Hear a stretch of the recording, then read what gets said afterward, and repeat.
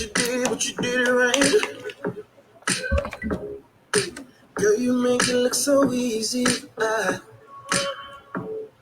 Everywhere you go, there's turning left and right. Can't say you a dime, you're a 20-piece. Cause girl, you're the reason I be acting funny. Everything in me keep telling me don't let you get away. And all the guys looking like they wanna love you. Every day your body got not over my dead body. Why you gotta look so good? Why you gotta look so good? Why you gotta look so good? Put your hair done, nails done. When you put that clothes on, why you gotta look so good, good, good, good, good? Put your hair done, nails done. When you put that clothes on, girl, why you gotta look so good? I can look and see you're not an average chick. You're shutting it down everywhere you go. Girl, I want you as bad as I want a check. Cause you're sexy from head to toe. Why you gotta look so good? Happy Sunday, everyone. Happy Sunday. I have two beautiful women here. Hi, Makiba. Hi, Romaine. Happy Sunday to you. Hi. Hello. I am so glad, it's been a minute. I haven't been here for a minute, but I want to welcome you to Intellectual Radio's Voices of Change. My name is Jana. Did you notice the A at the end of the name? And I'll be your host this evening. Isn't that a cute name? I just think it's cute. Jana, it's kind of cute. I like it. I hope everyone is enjoying their weekend. I have two beautiful ladies next to me, and we're going to dialogue a little bit. I have Miriam Makiba, and I have Romaine. If you both want to give a little, I don't know, maybe a 5-second, tell us something about you, Makiba. Why don't we start with you? My name is Miriam Makiba. I am currently a consultant. I am the youngest member of the Oda clan. And yeah, I'm just excited to be on Intellectual Radio. I watch it all the time on all the venues that it's on, but it's nice to be a host every now and again. Yay, we love Makiba. Thank you, Makiba. Thank you so much. And I'm sure she's going to have opinions because not only are we going to talk about news stories, but we're also going to talk about that big question that you hear going back and forth, ping-ponging everywhere. And you even hear it more now that Kevin Samuels is gone. But why aren't educated, beautiful, productive Black women not having suitors and not getting married? The next one, we're going to introduce Romaine. If you tell us just a few things about yourself to the audience. Hello, everybody. It's such a pleasure to be back on the radio. I'm happy to be on Intellectual Radio. It's really good to be in front screen, even though I like the background, but it's good to be in front. And I'm happy to be here also.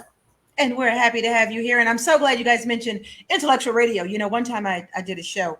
I haven't been in the physical studio for a minute. So I was doing a show and I had a guest, and my God, you know what I did? I did the cardinal sin. I don't think I mentioned Intellectual Radio. So now it's going to be, and both of you mentioned Intellectual Radio. So we have got to say that. But anyway, I always start my show off with a scripture, and all of you know that. For today, it's going to be from Mark 11:24, and it goes, "Therefore I tell you, whatever you ask in prayer, believe that you have received it, and it will be yours." So now I'm going to start with the news you can use. For those of you just tuning in, you're tuning in to Intellectual Radio. Give me a comment. Say hello. How you doing? Haven't seen you for a while. Whatever you want to say, but put something in the comment box, and I'll try as much as possible to give you a shout out. Now, as we read these news stories, there's a couple of them. My co-hosts are going to, if they have inputs, they're going to be giving us input. So we may talk about it. Today's show is going to be on hot topics as well as that topic I mentioned earlier. So, you guys take a listen. You can put the comments, put your inputs in the comments if you so wish. The funeral for an unarmed Black man who was killed in a hail of dozens of bullets by police in Ohio will feature an open casket in a move that harkens back to the funeral for Emmett Till. Jalen Walker will be laid to rest on Wednesday following his funeral. in Akron, not far from where the 25-year-old's body was riddled with at least 60 bullets during a police chase last month.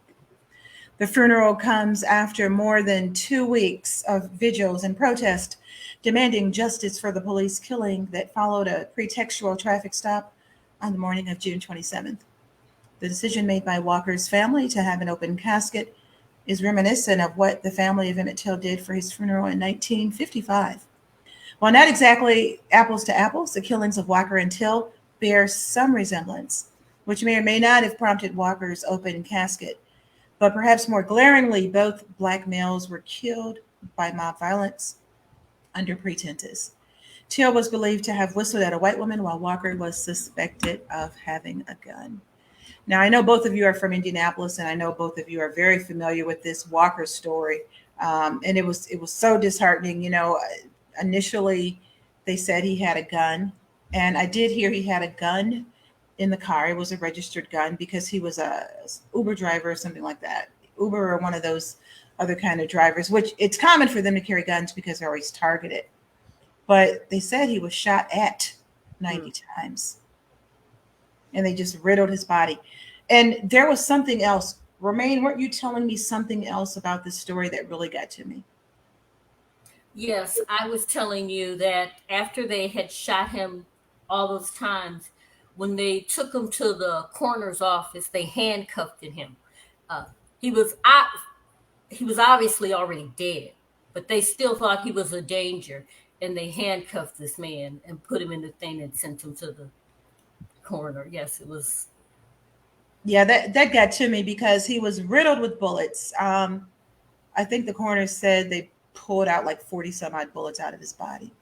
He was riddled with bullets. So could you imagine when they took this young man to the coroner, they still felt the need, after shooting at him for target practice 90 times, to handcuff him as if he were going to do something. So, his family's decision to have an open casket, that's going to be horrific. Just like, matter of fact, they just showed the Emmett Till story. Wasn't that like back in February during Black History Month? Yes. And I remember seeing it, and the decision that she made, and the made-for-TV movie actually showed his body that was swollen and distorted and mangled. So that's very much the same thing that we're going to see with this young man. And I understand how the family feels, and I agree with them wanting to just show the world what happens, because once they have those services, it's going to be blared out everywhere. Now, this next story, it's an Indiana doctor, but it deals with the Supreme Court and the recent Roe versus Wade. After the story, if anybody has anything to say about it, feel free to. An Indiana doctor who said she recently helped a 10-year-old rape victim from Ohio get an abortion in her state reported the procedure to Indiana health officials within the required time frame, documents show. As the state Republican Attorney General has said, authorities are investigating the OB/GYN for potential failure to report the abortion and child abuse. So it sounds like they're harassing her. Okay, so she did it within the time frame. The Republican Attorney General said she didn't, so it sounds like they're harassing her. But anyway, Dr. Caitlin Bernard of Indianapolis reported the abortion procedure to the Indiana Department of Health on July 2nd, 2 days after it was performed, as required by the department. Documents from CNN obtained and verified from the agency show. The young girl was raped in early May, and police in Columbus, Ohio, were first alerted of her pregnancy June 22nd. Bernard helped the 10-year-old after Ohio banned abortion as early as 6 weeks of gestation following the U.S. Supreme Court's ruling overturning of Roe versus Wade. A little more than a week after the ruling, the girl underwent the procedure in Indiana, and emerging details of it have galvanized U.S. officials on both sides of the abortion debate. A Columbus, Ohio man was charged this week with raping the girl, according to court proceedings that CNN obtained from affiliate WBNS. Now, everybody knows, everybody has an opinion on this abortion. But could you imagine being the guardian or the parent of a 10-year-old who was raped by some man and she's pregnant? Then it sounds to me, which I thought was interesting. I didn't know I thought Indiana was one of those states maybe that couldn't do it. So I didn't know that Indiana was actually, Illinois is one of the states that can do it too, but I didn't know that Indiana was one of the states that can do it, that can do the abortion. Now it sounds like this Dr. Caitlin Bernard, it sounds like they're harassing her, because if the documents prove that she submitted the paperwork within 2 days, which is compliant, why are they saying she didn't? I don't know. And it continues. This is, that was in your neck of the woods. This is close to me, out of Oak Park. None of it's good. 2 Chicago residents have been charged in the shooting death of an 18-year-old Jalen Logan Bledsoe at an Oak Park gas station. Kenneth Elliott, 21, and his 17-year-old sister, Adriana Van Sant, were taken into custody on Thursday. Police said Elliott and Van Sant were armed with handguns when they approached Logan Bledsoe from behind and opened fire in a BP gas station lot at 100 Chicago Avenue around 1:50 a.m. on June 22nd. Police said Van Sant fled the scene in Logan Bledsoe's car, while Elliott, the other person, fled in a separate vehicle. Logan Bledsoe's car was later found in the 200 block of North Kilbourne Avenue. While nothing can undo the tragic events that played out the morning of June 22nd, apprehending the individuals responsible for this senseless murder will hopefully provide some closure for the family. The victim was a 2022 graduate of Oak Park River Forest High School and poised to start college next month. Is that, and you know what? And we hear stories like this over and over and over again in all cities, not just in Illinois, but Indiana and everywhere. It just makes you wonder, it's, instead of getting better, it's getting worse. Yeah.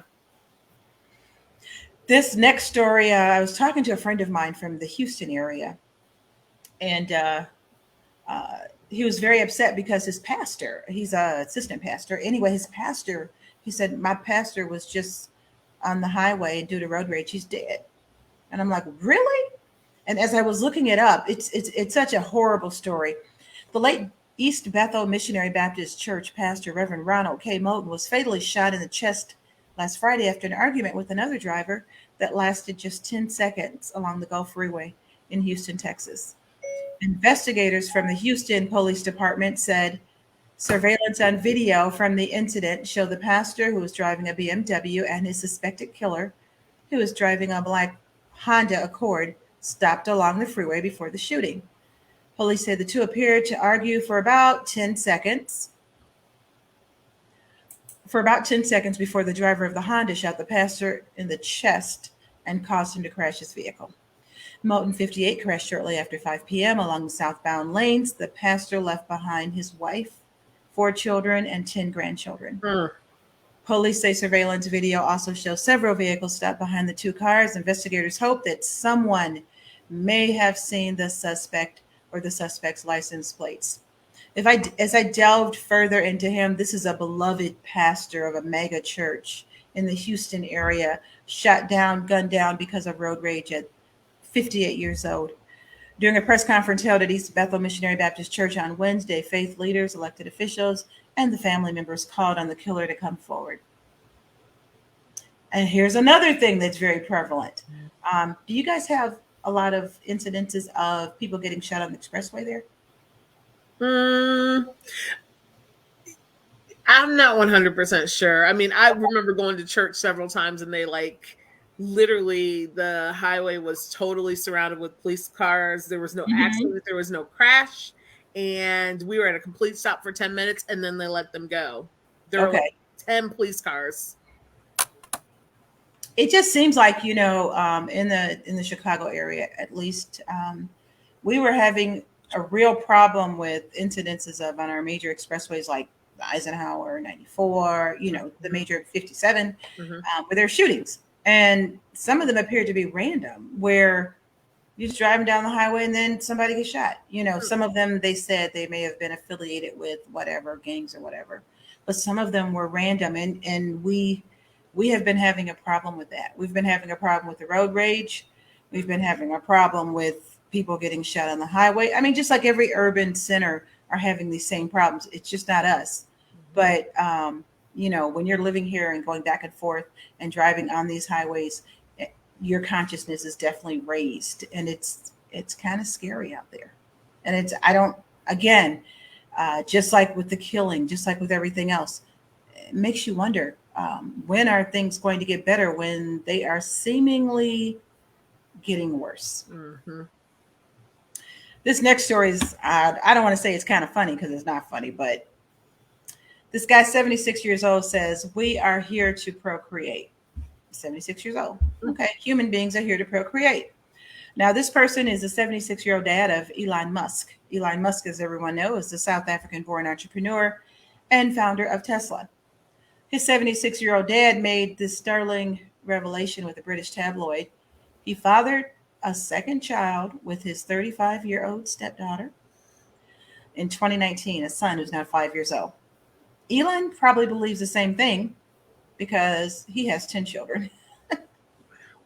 I know. Well, I mean, we come from a family of 10 too, so, but yeah, wow. but that was a long time ago. It's not typical now. Yeah, and he has different, I guess probably different baby mamas and stuff, which is kind of common now. It's kind of just where we're at and where we, the world we live in right now. We have, I want to give a shout out to some people that have said hello. We have Miriam. Hey, Miriam. Miriam is from the DC area, and I got to have you back on the show. I missed you so much. It's my niece. Goodness. We have Joyce and Oda out of the Atlanta area that gives a big hello, and we're happy to hear from her. And we want you to, say something, say hello, let us know. And we're going to go to the next story. Now, you guys are probably too young to know about this guy or even know about this group, but I'm going to read about it anyway because I remember. William Pookie Hart, vocalist and founding member of the Philadelphia soul group the Delphonics, has died. Hart was taken to Temple University Hospital in Philadelphia after experiencing difficulty breathing and died Thursday night due to complications from surgery, according to the report. He was 77. One of his songs, it was called La La Means I Love You. You may have heard it. It peaked at number 5 on the Billboard charts and was featured prominently on the soundtrack for Quentin Tarantino's 1997 film Jackie Brown. The film soundtrack also included the Delphonics' 69 hit. This is another song that you probably heard because they remake it all the time. Didn't I Blow Your Mind This Time?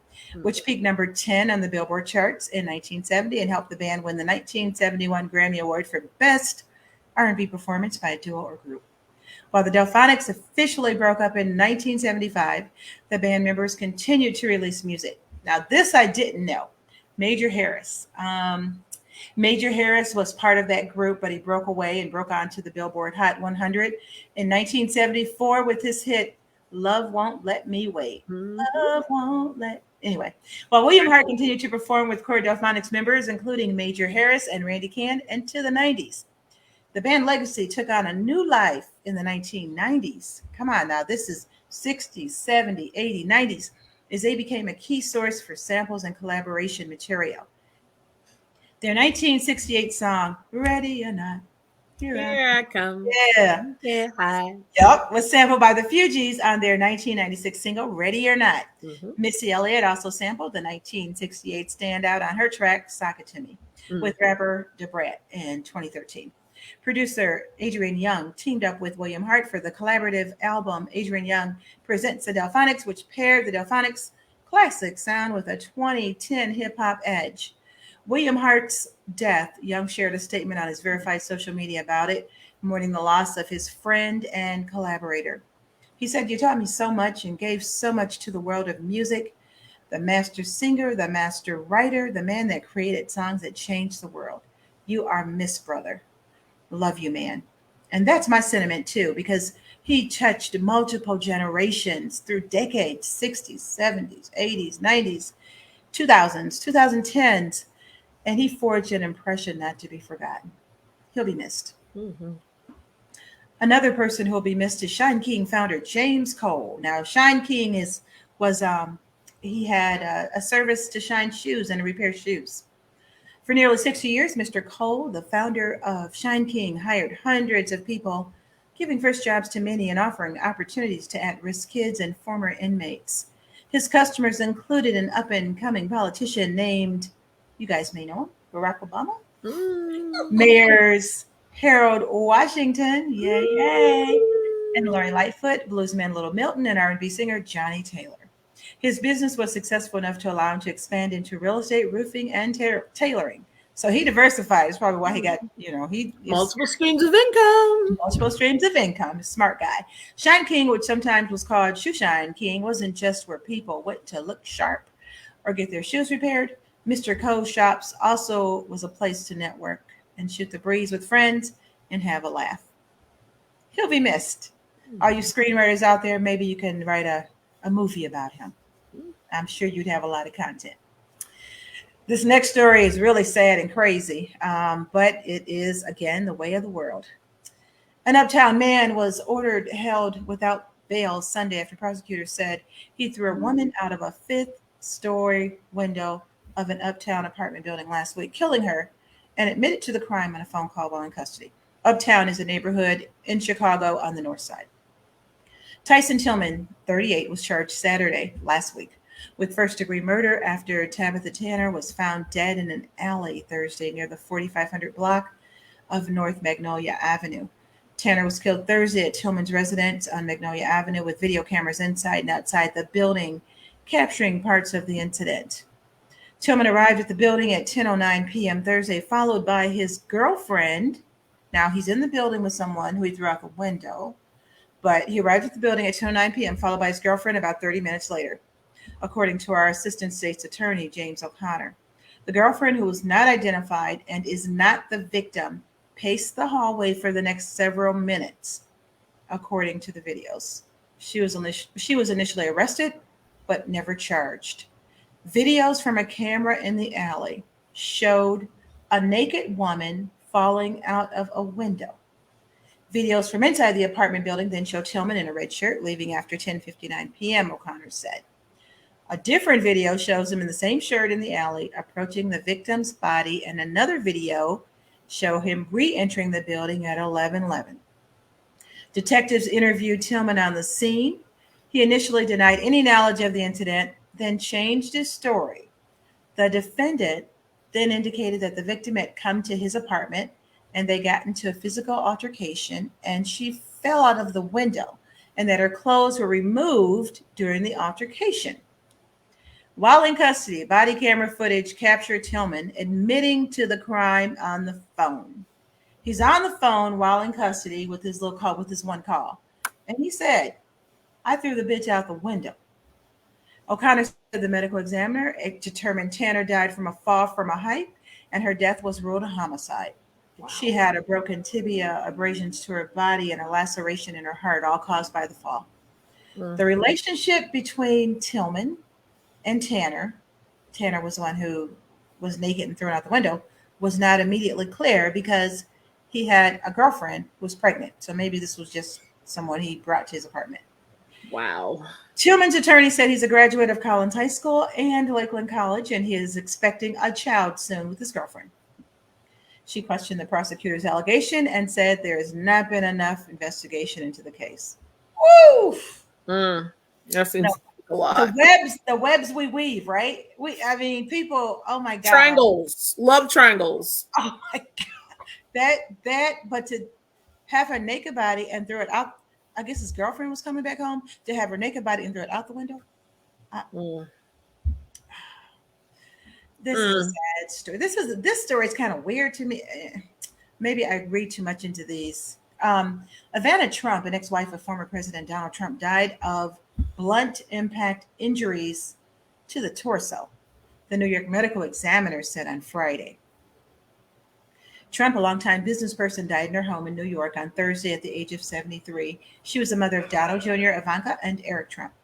Now, the New York Police Department said Thursday there did not appear to be any criminality related to her death. According to a statement, police received a 911 call about an aided individual at about 12:40 p.m. and then found the 73-year-old female unconscious and unresponsive. Now, that's the New York Police Department. Then the Fire Department of New York said it responded to a report of an individual suffering cardiac arrest at the residence, with the time and place of that matching the location that the New York Police Department associated with Trump. The fire department said the victim, when they got there, was DOA, was dead on arrival. Now, they got 2 different calls. Is that weird to you? Even though A little. I don't know. Maybe they just felt that, I don't know. Because when I first heard it, I heard it was cardiac arrest. And then I heard it was a blunt object or something. And I'm like, what does a blunt impact? Well, I guess one could have cardiac arrest from a blunt object, I guess. But I think they're trying to say she fell down the stairs. Okay. I think she fell down the stairs. The blunt object was hitting the ground from the top of the stairs to the bottom. That makes sense. And she had a heart attack after that, maybe? Yeah. Or she had a heart attack before she fell down the stairs. And that may cause her to fall. Could make it, yeah. Thank you. You know, I'm always very suspicious. And she had been ill and not in the best of health for I didn't know that. I didn't hear. She was? Yes. She wasn't feeling all that. I had seen pictures of her, and she really, after COVID, she hadn't been out in a minute, but she had been out like, regular. But she was getting ready to go back out, but they said she was very frail. Which, isn't so uncommon. I know people. It isn't. I was talking to someone the other day, and he's a priest. Anyway, he's been a good friend for a long time. And, he was looking really thin, and I'm like, hey, what's up? And he said, I had my second bout with COVID. I'm like, what? I mean, COVID is killing people. Janice, people are having over and over arrhythmia and all kinds of. Okay, I know that I didn't have you do a COVID report, but this is what I want to know. Okay, because I'm always suspicious. Number one, doesn't it seem like, and maybe because we got the media and social media and all that, doesn't it seem like a lot of young people, old people, middle-aged people are just dying? Yes. In their sleep and just dying. But isn't it kind of weird, the number? No, it's not. I'm telling you, COVID, I mean, it's a non-discriminatory disease. And I will tell you, I know a few people in Indy, 23 years old, they're around it a lot. They've had it several times. Now they have heart conditions. Is there a correlation between COVID and cardiac arrhythmia and cardiac issues? Yep. Really? Mm-hmm. There is a correlation. That's scary for real. Yeah, it is. And I guess that's just it. Nobody really knows what this illness is doing to you. And everybody has noticed young people are dying, just like that's what's like all these athletes. It's been so many. I'm like, every time I look at social media, it's another, now there's a few of them who they said ingested some kind of drug. I don't even know if that's true, but a lot of them have just been not waking up, literally. Oh, geez. Well, and that is the news you can use only from Intellectual Radio. We're going to come back and we're going to talk about our discussion question. And the discussion question, this is for the ladies today. That's why we got 3 ladies on the panel. That, again, these are not from the station. These are just our own opinions. They have nothing to do with Intellectual Radio. The owner of Intellectual Radio, Earl Winfrey, I'm sure he probably is not going to agree with what we're going to be saying in the next segment. But the next segment for our discussion question, we are going to talk about why aren't educated, young, beautiful Black women married or at least close to getting married? And before we get into the discussion, I'm going to read something from a Yale research project on that exact topic. But in the meantime, in between time, I'm going to try to find something to play so you can, kind of just ponder and just think about it. Just think about it, because something is, I don't know what's going on. Here we go. We'll be right back.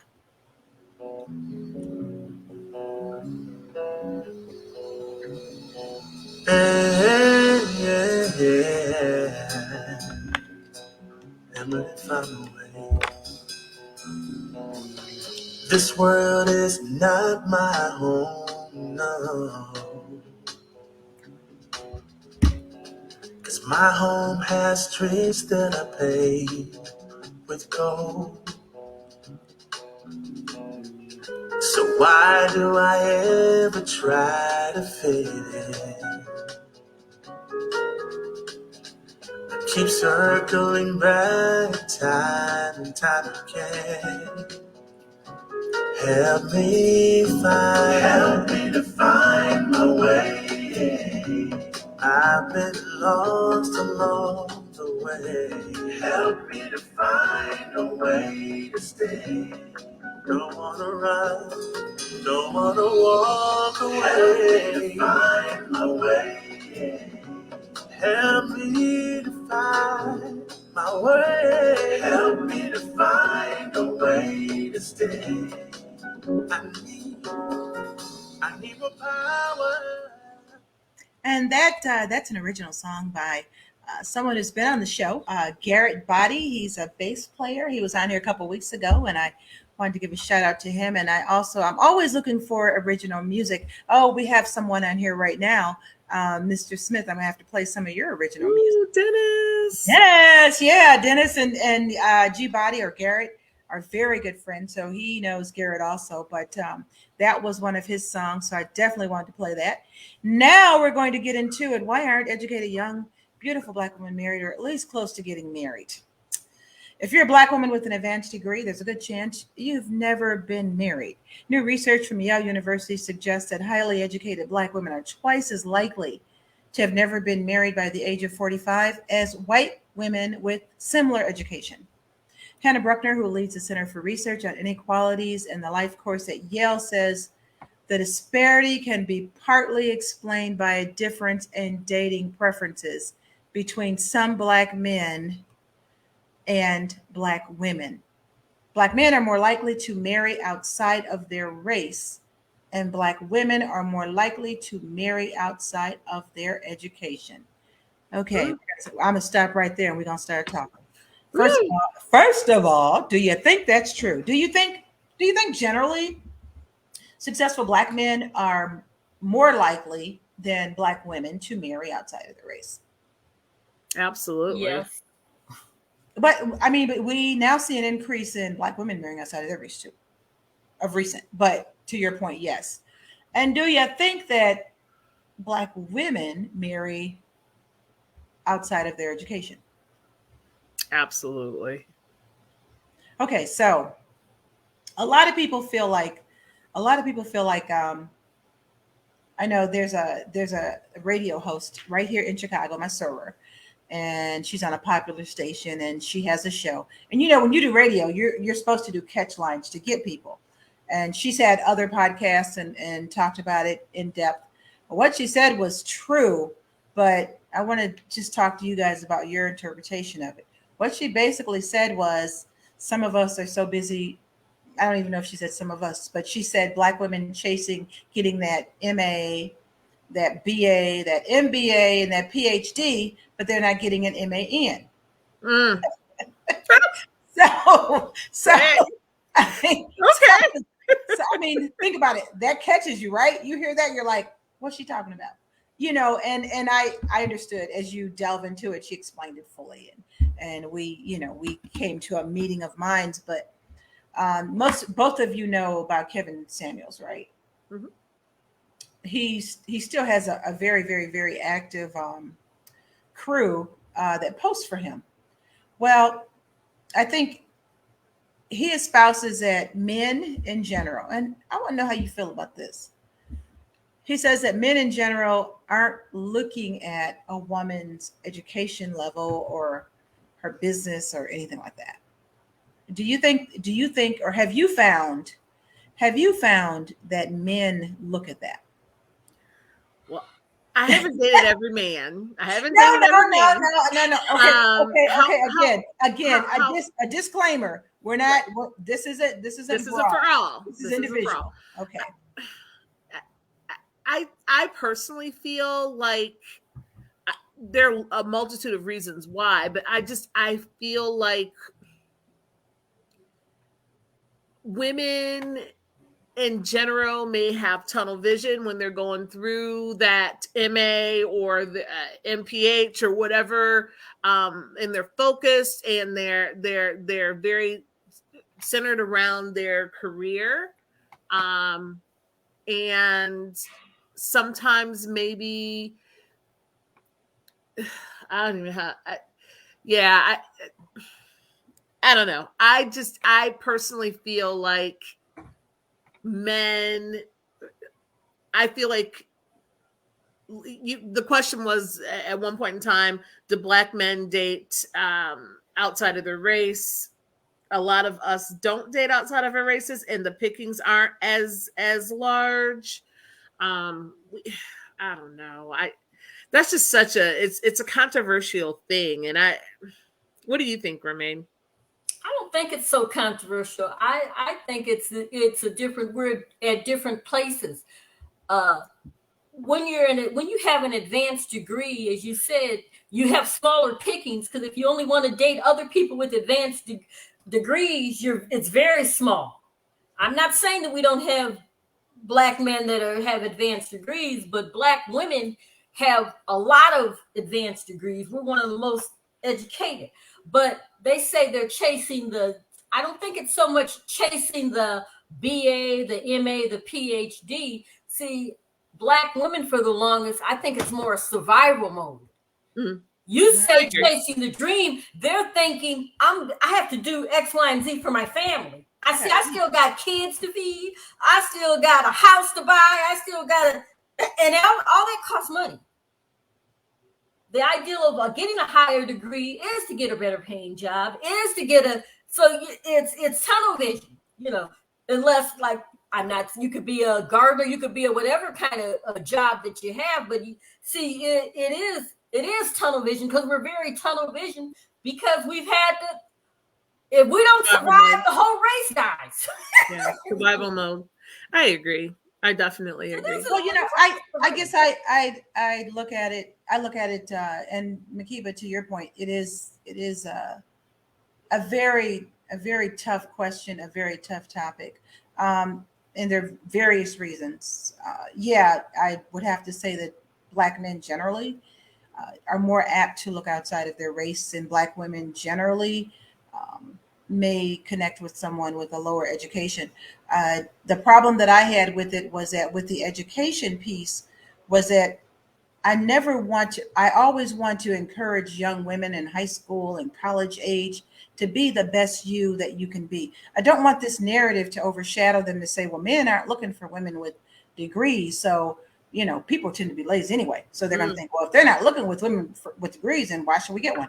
No. We have to encourage our youth and our young people to be the best that they can be. If they have in their heart to be a doctor, go and be a doctor. And to be a doctor, to your point, both of your points, you do have to focus. You have to have tunnel vision and focus. I can agree with that. So I always want to promote a person. It doesn't necessarily have to be college. It could be trade school or realtor or whatever it is. But if you have it in your heart, you should be the best that you can be. As far as men don't look at MBAs or MAs or BAs or whatever, I don't know. Maybe I think that's a class thing. Perhaps. Mm-hmm. I know when I was young and dating, I dated a doctor. I dated a couple PhDs, and many of them said that, we want someone that at least has an undergrad degree. I mean, what are we going to just to be able to? I'm not saying that you can't talk to anyone that doesn't, because it isn't. It's only showing you that you can go to school and finish something. It's not showing that someone's superiorly mentally. It doesn't mean that a person's smarter because they have anything. Absolutely not.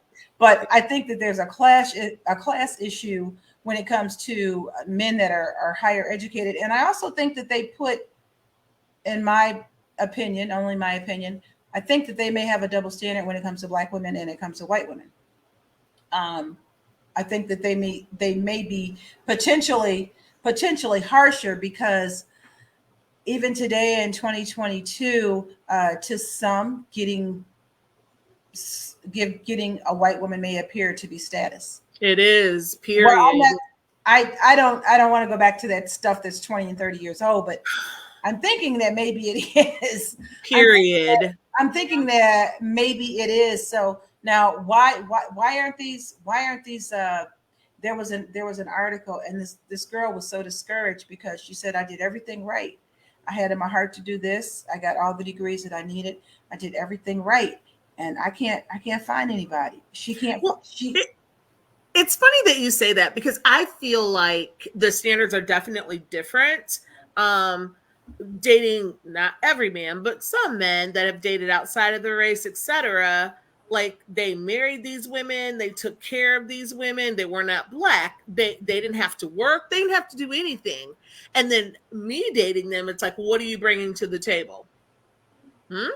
Yeah, I think there's maybe a double standard, or it's different standards. Now, I do agree with when I talk to young men, they do want to know what people are going to bring to. I understand that. I do too. I think both partners should bring something to the table. And why this is hurting us so bad, why this is really hurting us, and why this is always brought up, because there's so many single Black women, and many of us have kids. So you're single with kids, you don't have that other half.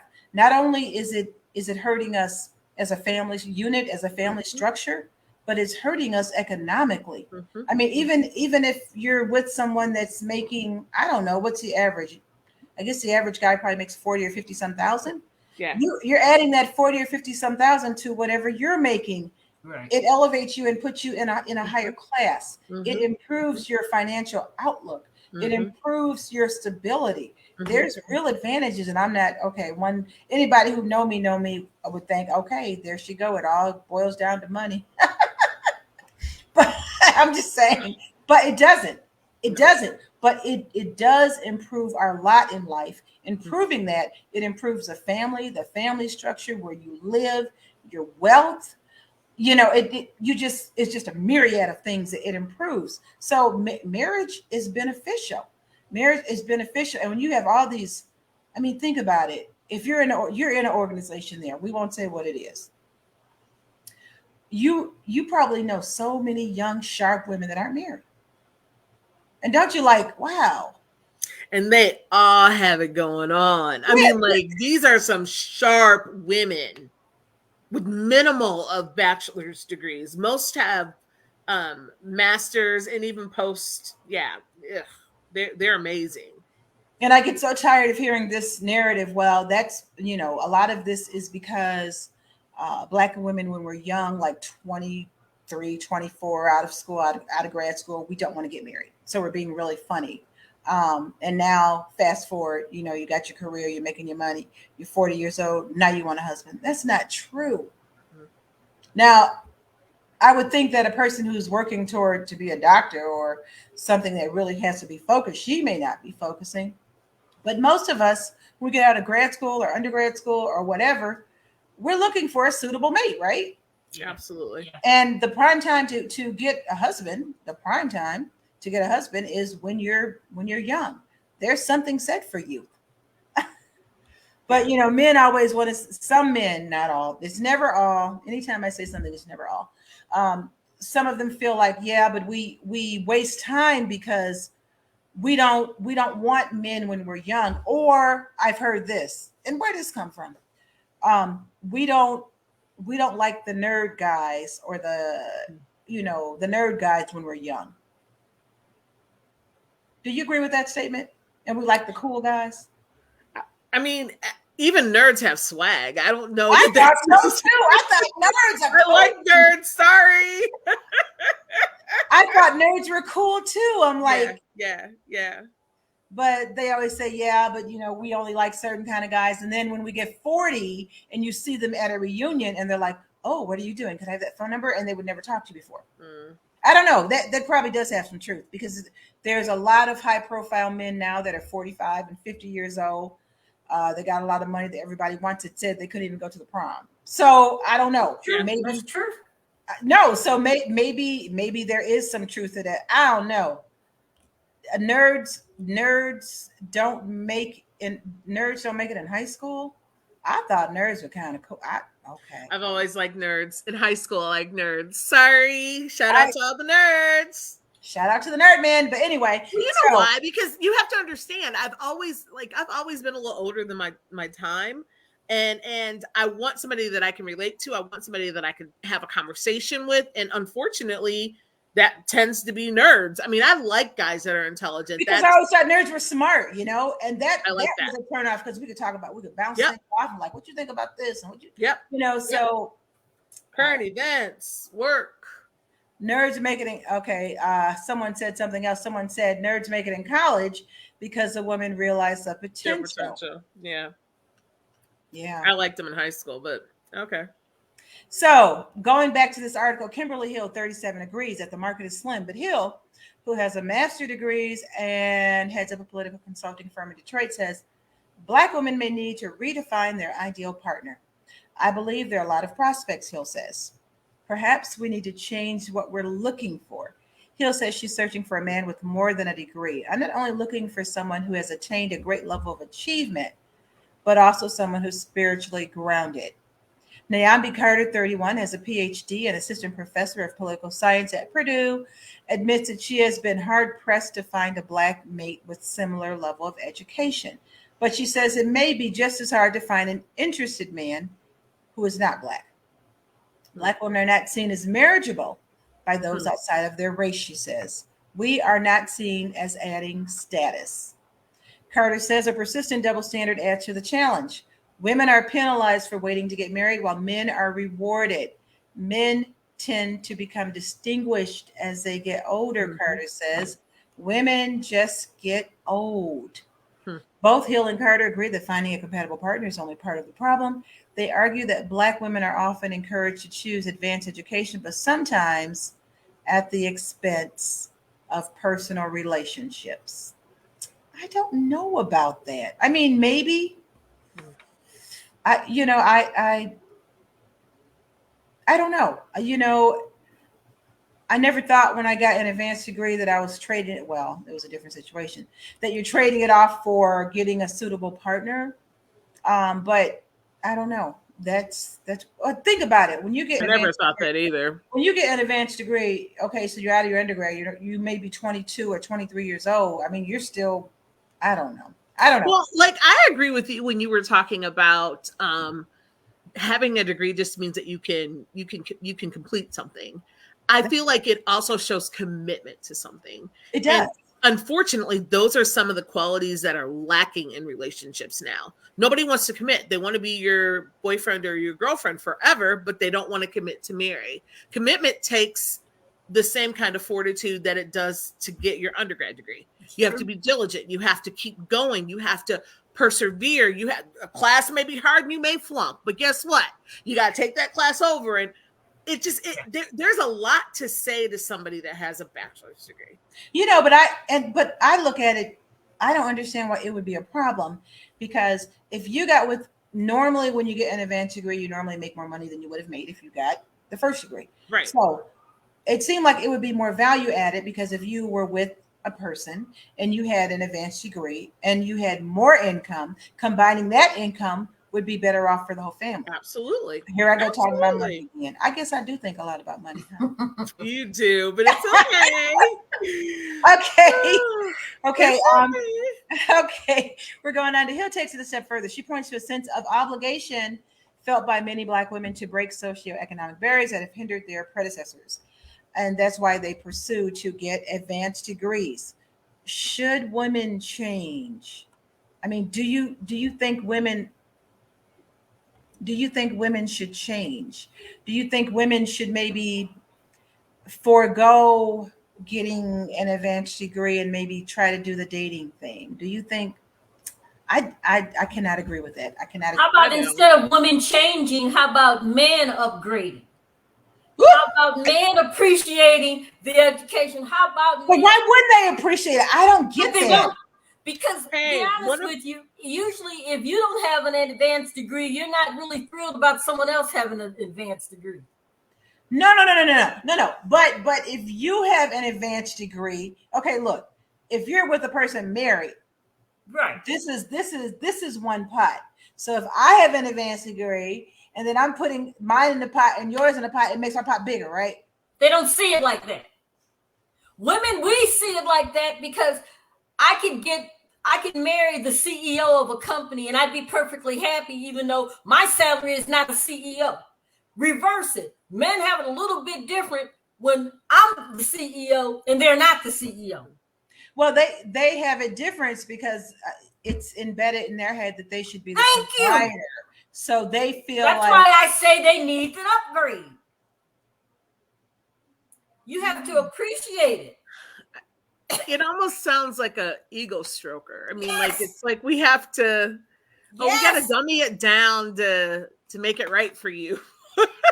It's like, what happened? Like, if he has a higher degree and is making more money, then that's okay. That's good. But it's always good. Whoever making more money. I got to make you feel good and special about that. Yes. Honey, you're doing a great job. Thank you so much.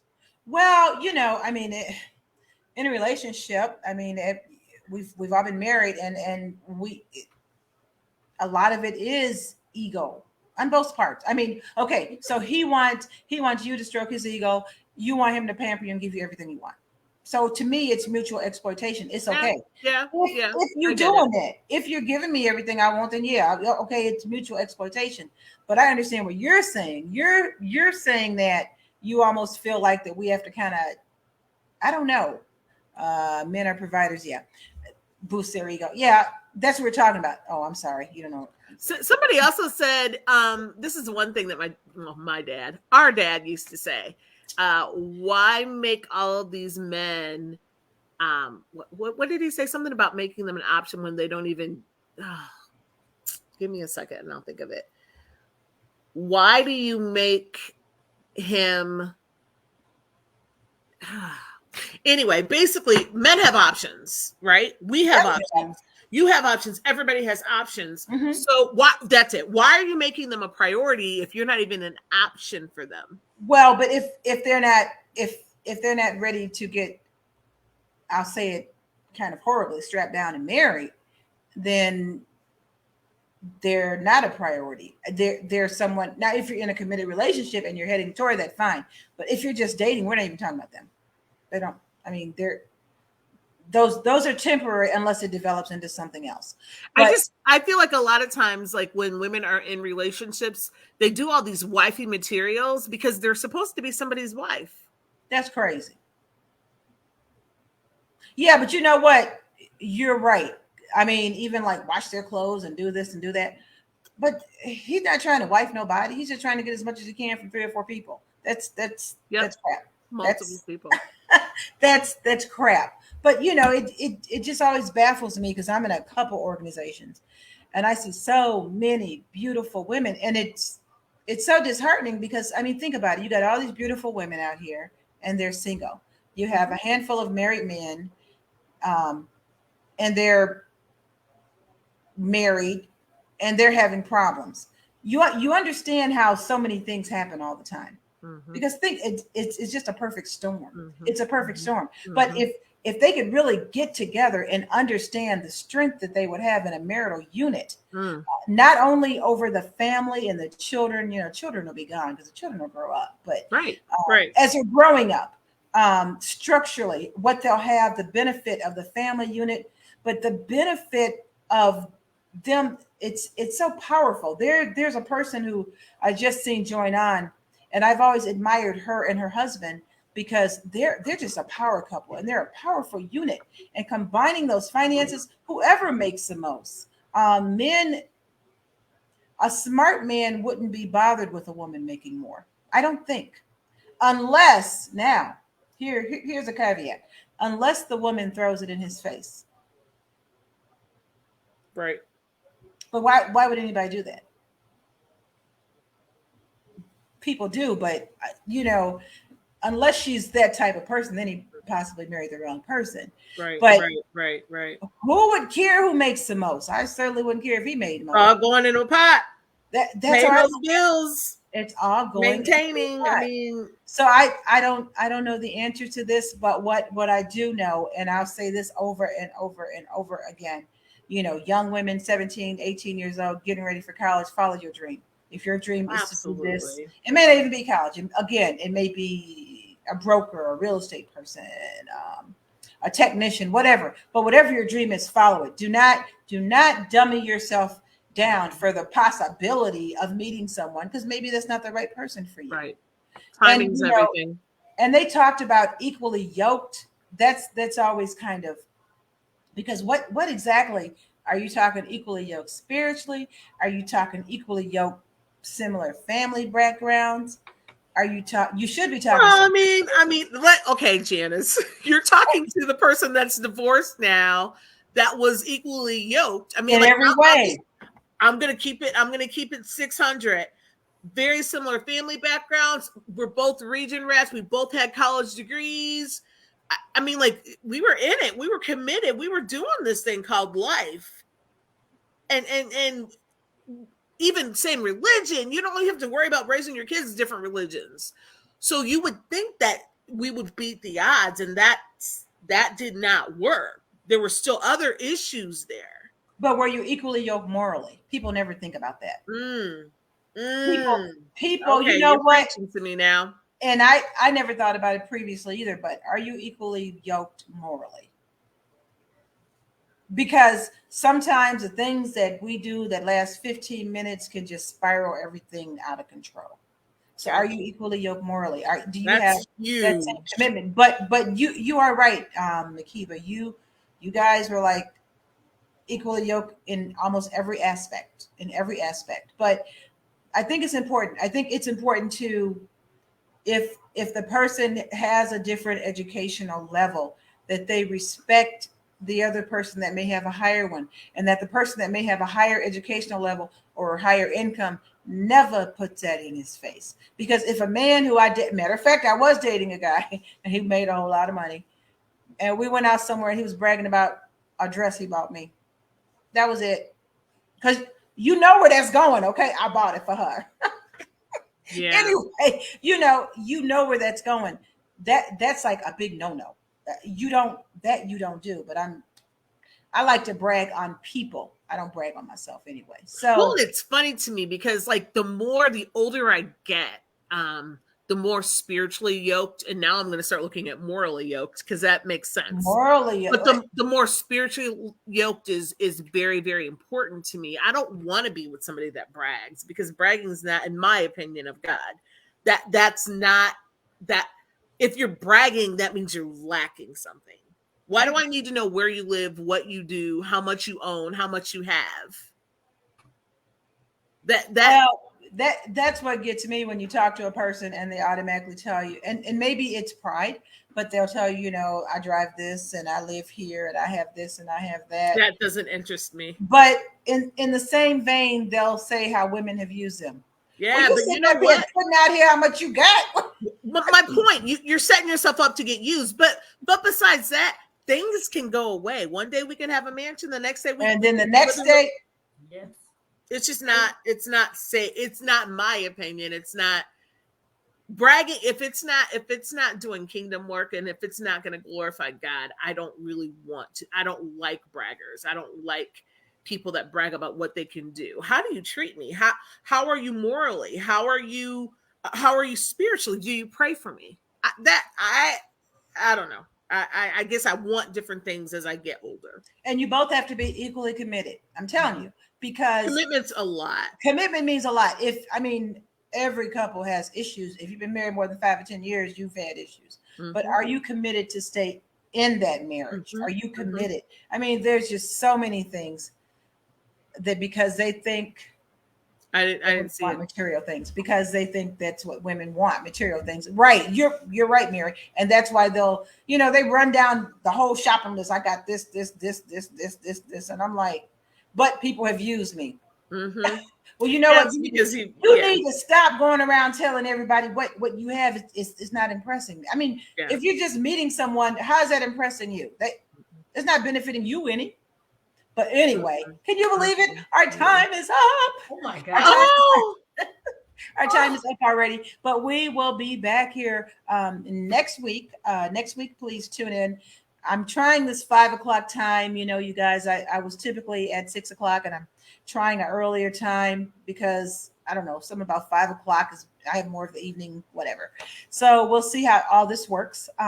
Please tune in next week at 5 o'clock. I will have Relationship Sunday again at the end of the month with Dr. Khalid. So we'll be talking. I love Dr. Khalid. He's so awesome. We will be talking about various topics, relationship. And we may even touch on this one because it's just baffling me why Black women with education are getting married, but white women are.